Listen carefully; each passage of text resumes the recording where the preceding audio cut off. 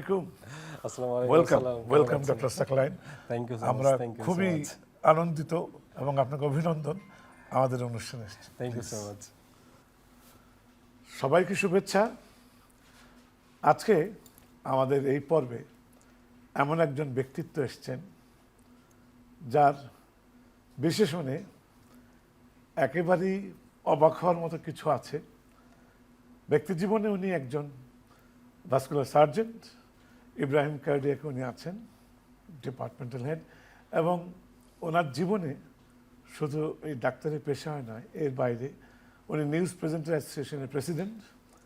এবং আরেকটা জিনিস একদম না দেখালেই নয়, আপনারা দেখতে পাচ্ছেন ওনার একটি বিশাল খেতাব, বাংলাদেশের আয়রন ম্যান। এই মানুষটি তার যে অর্জন, উনি সাধারণত খুব একটা নিজের থেকে কিছু বলতে চায় না। ওনার চেম্বারে আমি যখন এটিকে সাজানো দেখলাম, যখন জিজ্ঞাসা করলাম, উনি তখন একটু একটু করে বলতে লাগলেন এবং আমি অবাক নয় তার দিকে একবার তাকাই, তার টেবিলের প্রেসক্রিপশন কাগজ টাগজ এগুলো একবার তাকাই এবং ওনাকে নিয়ে ভাবতেই থাকলাম।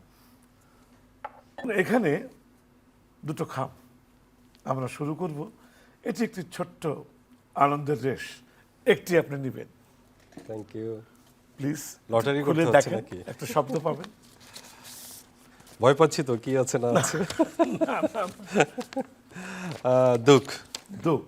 ইয়েস। এটি মানুষের জীবনের দুটি শব্দ মানুষের সাথে খুব ওতপ্রোতভাবে জড়িত, দুঃখ সুখ। এই ছোট্ট জীবনে যদি কোনো রকম কিছু ঘটে থাকে যেটি আপনাকে ব্যথিত করেছিল বা দুঃখ পেয়েছেন, সেই গল্পটা আমরা আমার কাছে যেটা মনে হয় যে দুঃখটাকে আমি আলাদা করে এনজয় করি। কারণ হচ্ছে যে আল্লাহ পাক আমাদেরকে যখন সৃষ্টি করেছেন, অনেকগুলো আমাদের মধ্যে বৈশিষ্ট্য দিয়েছেন, তার মধ্যে একটা কিন্তু দুঃখ। তো একটা মানুষের মধ্যে সুখ থাকবে, দুঃখ থাকবে, ক্ষোভ থাকবে, রাগ থাকবে। এখন কেউ যদি বলে যে আমার কোনো দুঃখ নাই, বা সে যদি দুঃখ দেখলে মনে করে যে আমি ভড়কাই যাই, তাহলে মনে করতে হবে সে পরিপূর্ণ মানুষ না।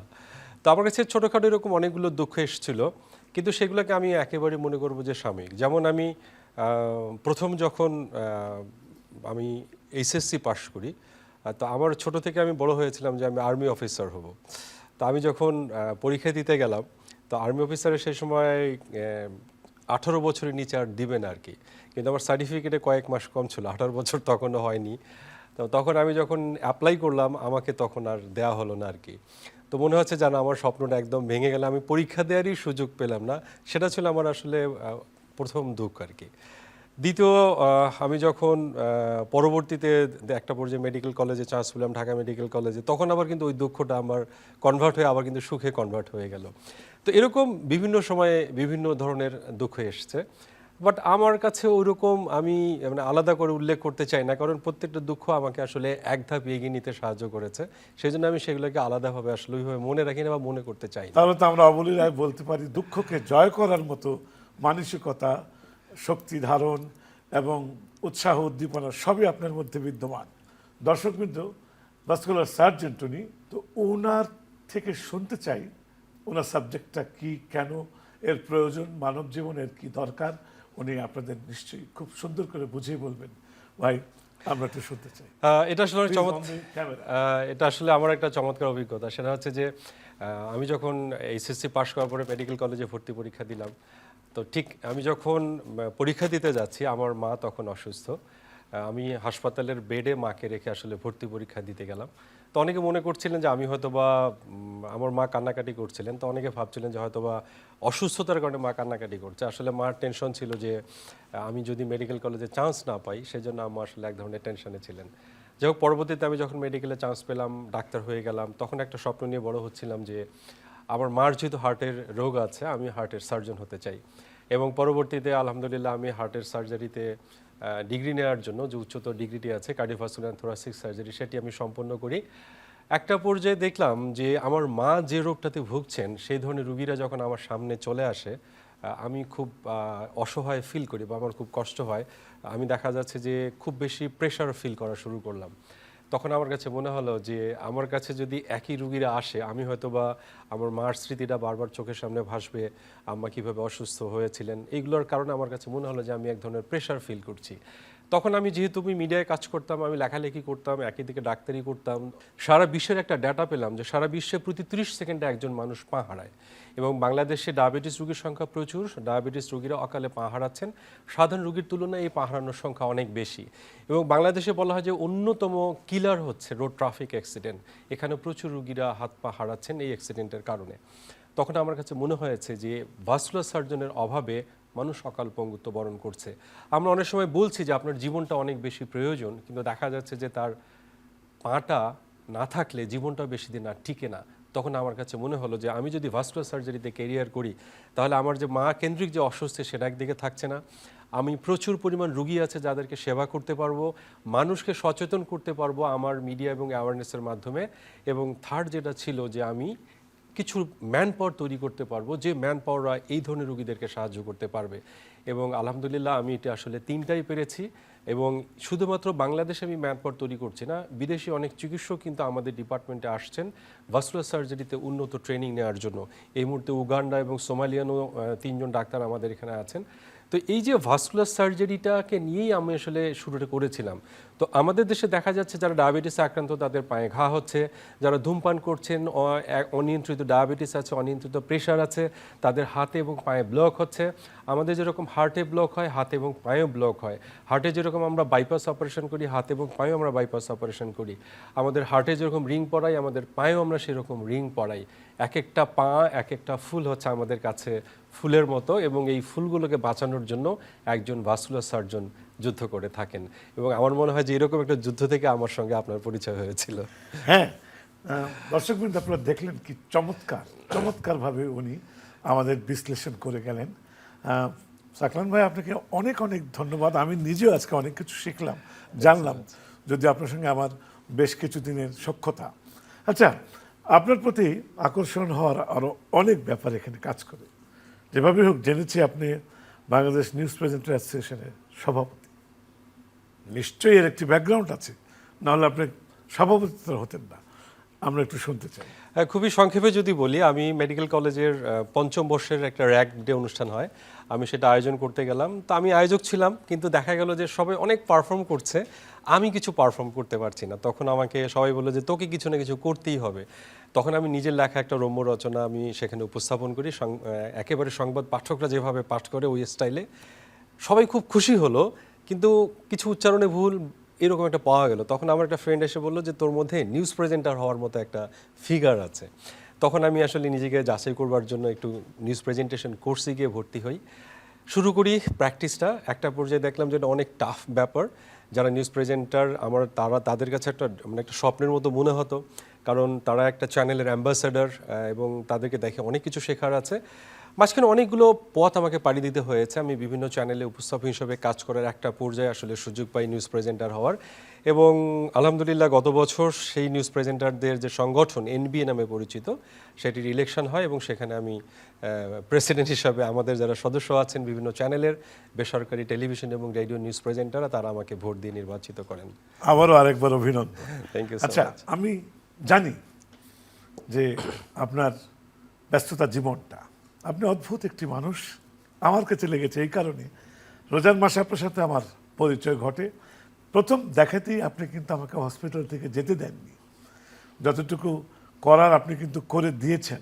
শুধু আপনি আমাকে বলেছিলেন, দেখেন আপনি একজন শিল্পী মানুষ, আপনার প্রতি আমাদের কর্তব্য একটা কাজ করে, এবং আমি চাই আপনি একটু থেকে যান। কিছুক্ষণ হলেও আপনি যাবেন না।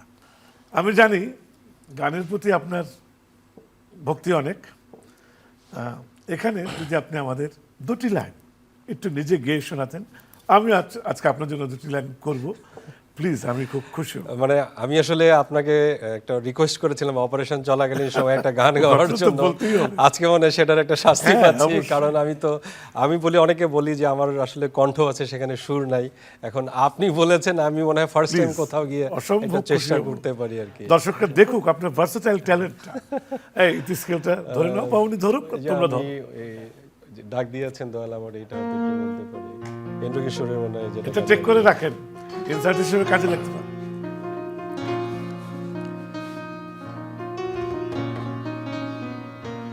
হায় রে ডাক দিয়াছেন দয়াল আমারে, রইব না আর বেশি দিন তোদের মাঝারে, হায় রে ডাক দিয়াছেন দয়াল আমারে। যে গানটি করলেন এটি তো আপনি নিজেও বুঝতে পারছেন কত গভীরের একটি গান, জি। কত সুন্দর। তবে এই গানের সাথে আমি অনেক সময় মানে আমি বলি যে আমি বেশি দিন থাকতে চাই, রইব না আর বেশি দিন তোদের মাঝারে, বাট আমি থাকতে চাই। এবং আমি চলার পথে অনেক সাথী পেয়েছি, যেমন আপনাকেও পেয়েছি, সেই জন্য গানটা আমি অন্তরে ধারণ করলেও প্রার্থনাটা ঠিক উল্টাটা।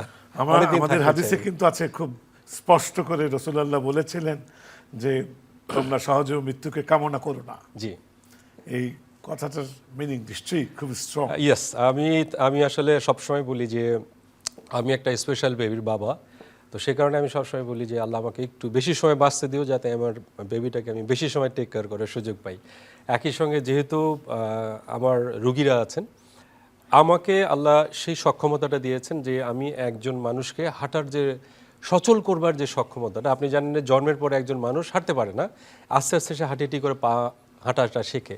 আমাদের কাছে যখন একজন মানুষ আসে, সেও কিন্তু হাঁটাটা তার ঝুঁকির মধ্যে পড়ে যায়, আমাদের ওসিলা সে আবারও হাঁটার পথটা খুঁজে পায়। সেই জন্য আসলে আমরা যতদিন সুস্থভাবে একজন মানুষকে সেবা দিতে পারবো, তত বেশি মানুষ আসলে সুস্থ হওয়ার সুযোগটা পাবে। দর্শকবৃন্দ, আজকে একটা সুখময় স্মৃতির কথা বলি। আমি যখন ছোট একটা অপারেশনে ছিল, উনি যখন অপারেশন করবেন তার আগে বললো, কিছুই আমি জানি না কিন্তু সব সেট আপ, এটি সামনে একটা চাদরের মতো, আমাকে বললো একটা গান করেন না। আমি ধরলাম তার একটি প্রিয় গান, গানটি মুখটা গেয়েছি একটুখানি, আর একটু কন্টিনিউ করছি, তারপরে তারা সবাই তালি দিল এবং আমি জানতে পারলাম যে আমার ছোট অপারেশনের কাজটিও শেষ। আপনি জাদুর মতো করেছিলেন, এটা আমি কিন্তু ভুলিনি। আজকে আপনাকে ডেডিকেট করে আপনি যেই ধরনের গানটি করলেন, আমিও একটি গান করছি এবং তাকে ডেডিকেট করছি। এফরা।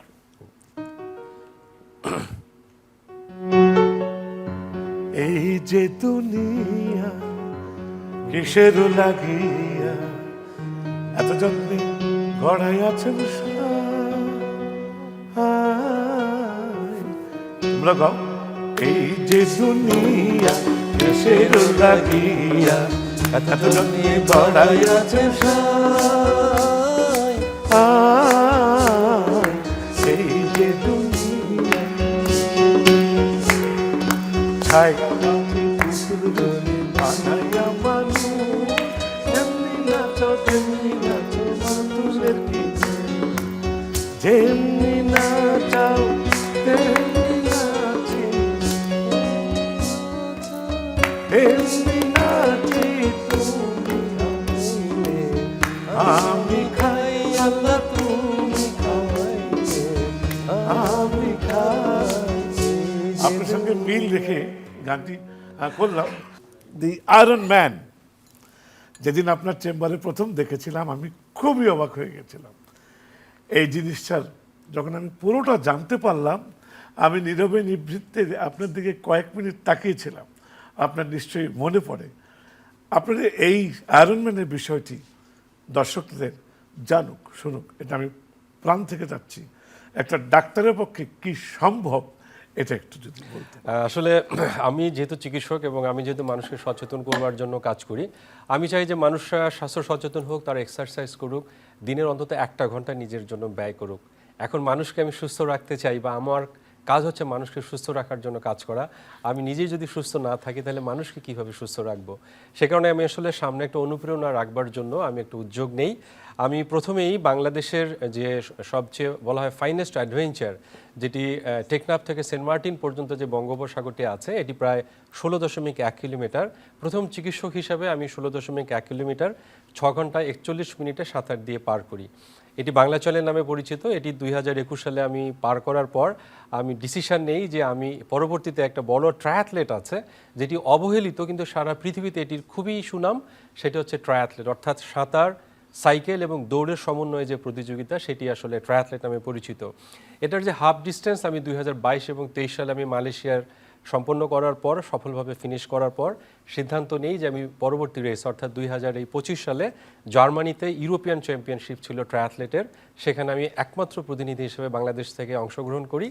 এবং সেখানে আমাকে 3.8 কিলোমিটার সাঁতার শেষ করার পরপরই 180 কিলোমিটার সাইকেল চালাতে হয়েছে এবং শেষ করতে হয়েছে এর পরবর্তীতে একই সাথে সাইকেল শেষ করার পরপরই আবার 42.2 কিলোমিটার দৌড় আমাকে শেষ করতে হয়েছে। পুরোটা রানিংয়ের জন্য, পুরোটা রেসের জন্য সময় ছিল 15 ঘন্টা 30 মিনিট। আমি প্রায় 15 ঘন্টার মধ্যেই এটি শেষ করে বাংলাদেশের পতাকা ফিনিশিং লাইনে তুলে ধরার সৌভাগ্য অর্জন করি, যার প্রেক্ষিতে আসলে তারা আমাকে আয়রন ম্যান খেতাবি দেয়। এটা আসলে আয়রন ম্যান খেতাব হিসাবে তারা রাখে, কিন্তু রেসটা আসলে ট্রায়াথলেট হিসাবেই পরিচিত, ট্রায়াথলন হিসাবেই পরিচিত। চমৎকার, সবাই মিলে একটু তালি দিয়ে আমরা। চমৎকার। সাকলান সাহেব, আমি একটু ছোট্ট জিনিস করতে চাই, পুনরাবৃত্তি। এটি আমার অধিকার নেই, তবে এর লোভ আমি সামলাতে পারছি না। হয়তো অনেক বড় ব্যক্তিত্বের হাত থেকে পেয়েছেন, আমরা না হয় একটা ছোট ব্যক্তিত্ব, আমার জন্য অনেক বড় পাওয়া। একটি আপনাকে আবার আমি পড়াতে চাই। এটা আমি খুবই খুবই আমি উদ্বেলিত এই জন্য, এত চমৎকার একটি ঘটনা শুনলাম, এটা বলে শেষ করা যাবে না। দর্শকবৃন্দ, আজকে এটুকুই শুধু বলতে চাই, এই যে চমৎকার ঘটনাগুলো আমরা শুনলাম, ওনার একদম মেডিকেল কলেজ থেকে শুরু করে চিকিৎসা পদ্ধতি সবই শুনলেন, তারপরে তার নিউজ প্রেজেন্টারের ব্যাপারটি, এবং শেষে যেটা ঘটলো, এটা অবিস্মরণীয় একটি ঘটনা। এটা আমার কিছু বলার নেই। এমন মানুষ বাংলাদেশে বারবার আসুক, এটি আমরা কামনা করি। সাকলান ভাই, আপনাকে অনেক অনেক ধন্যবাদ এবং অভিনন্দন।